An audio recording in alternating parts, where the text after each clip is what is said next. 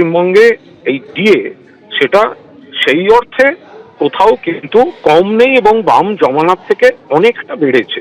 বহু রাজ্যে ডিএ আছে কিন্তু পেনশন নেই, কিন্তু মাননীয় মুখ্যমন্ত্রী তিনি কিন্তু ডিএও চালু রেখেছেন, পেনশনও চালু রেখেছেন। এটাকে নিয়ে রাজনীতি করার কোনো অবকাশ নেই। সিপিএম এবং বিজেপির লোকেরা যে রাজনীতিটা করছে, ওরা আগে বাংলার বকেয়া টাকা যাতে বাংলা সরকারকে দেওয়া হয়, যার থেকে মুখ্যমন্ত্রী আরো তাদেরও দিতে পারেন, আরো মানুষকে উপকার করতে পারেন, তারা সেই দিকে নজর দিন। পশ্চিমবঙ্গে বর্তমানে চূড়ান্ত শ্রম বিরোধী একটা সরকার আছে।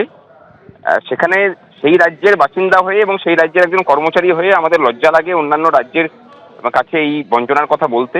অন্যান্য রাজ্যের কর্মচারীরা বলেন যে আপনারা এতটাই পিছিয়ে আছেন যে এখনো পর্যন্ত ডিএ নিয়ে লড়াই করতে হয়।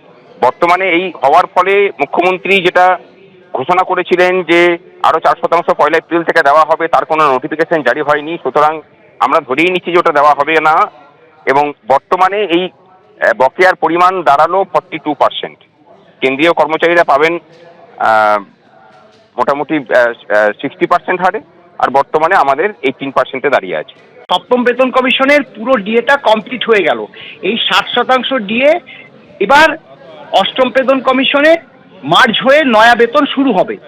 কিন্তু আমাদের ডিএ এখনো পর্যন্ত 18%। 4% দেওয়ার কথা থাকলেও, যেটা বিধানসভায় দাঁড়িয়ে মাননীয় মুখ্যমন্ত্রীর উপস্থিতিতে অর্থমন্ত্রী ঘোষণা করেছিলেন যে এপ্রিল থেকে 4% ডিএ দেওয়া হবে, কিন্তু আজ পর্যন্ত নোটিফিকেশন প্রকাশ পায়নি। অর্থাৎ আমরা এপ্রিল মাসেও 4% ডিএটা পেলাম না। এখনো পর্যন্ত 42% ডিএ বাকি রইল আর কি। অর্থাৎ মুখ্যমন্ত্রী বলেও 4% ডিএটা আমরা পেলাম না। এটা দুঃখজনক না, একটা লজ্জাজনক ব্যাপার। ফের 2% ডিএ বাড়ল কেন্দ্রীয় সরকারি কর্মীদের। চলতি বছরের 1 জানুয়ারি থেকেই যা কার্যকর হতে চলেছে। কেন্দ্রীয় সরকারি কর্মীদের ডিএ বেড়ে হলো তাদের মূল বেতনের 60%, যেখানে উপকৃত হবেন 50,50,000 কেন্দ্রীয় সরকারি কর্মী, উপকৃত হবেন 68,30,000 পেনশনভোগী। আর যেখানে কেন্দ্রের এই ডিএর জন্য প্রতি বছর বাড়তি খরচ হবে 6,791 টাকা। আরো তথ্য আমরা জানবো, আমাদের প্রতিনিধি বিজেন্দ্র সিংহ আমাদের সঙ্গে রয়েছেন। বিজেন্দ্র, দেখো, আজকে কেন্দ্রীয় ক্যাবিনেটে 2% ডিএ বাড়ানোর সিদ্ধান্ত নেওয়া হয়েছে এবং অশ্বিনী বৈষ্ণব কিছুক্ষণ আগে জানিয়েছেন যে 2% ডিএ বাড়ানো হবে কেন্দ্রীয় কর্মচারীদেরকে, এবং যারা রিটায়ার্ড রয়েছেন তাদেরও 2% ডিয়ারনেস রিলিফ বাড়বে। এখন 60% হয়ে যাবে তাদের যে বেসিক পে রয়েছে, তার 60% ডিএ এবং ডিআর পাবেন কেন্দ্রীয় সরকারের কর্মচারী এবং পেনশনাররা। 1 জানুয়ারি 2026 থেকে এটা লাগু হবে, অর্থাৎ 3 মাসের তারা এরিয়ার পাবেন। এবং তিনি জানিয়েছেন যে 50 লক্ষ এই মুহূর্তে কেন্দ্রীয় সরকারের কর্মচারী রয়েছেন, 68 লক্ষ পেনশনার রয়েছেন যারা বেনিফিট পাবেন এটার, এবং প্রতি বছর সরকারের 6,791 কোটি টাকা খরচ হবে এই এক্সট্রা 2% ডিএ এবং ডিয়ারনেস রিলিফ দেওয়ার জন্য। বিজেন্দ্র, তুমি আমাদের সঙ্গে থাকো। 2% ফের 2% বাড়লো কেন্দ্রীয় সরকারি কর্মীদের ডিএ। কেন্দ্রীয় সরকারি কর্মীদের ডিএ বেড়ে হলো তার মূল বেতনের 60%।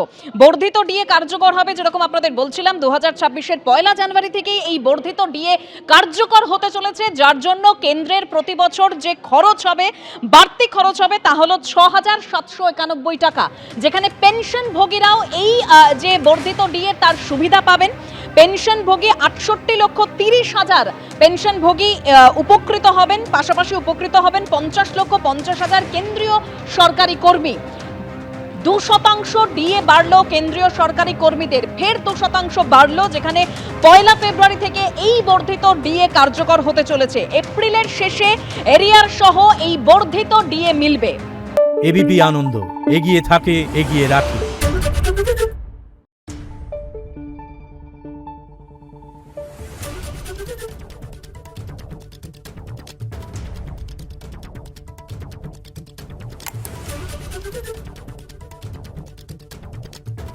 Thank you.